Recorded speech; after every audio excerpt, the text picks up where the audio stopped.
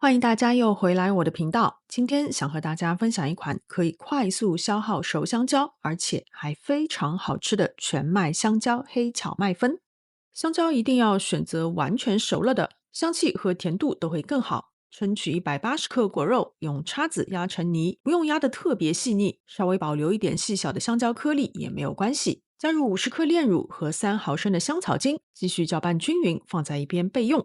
110克黃油，室溫軟化以後，加入35克糖粉、2克鹽，先稍微拌一下，防止糖粉飛濺。再用電動打蛋器中低速攪打至蓬鬆發白。2個雞蛋逐個加入，每一次都充分攪打均勻以後，再加入下一個，這樣比較不容易出現油水分離。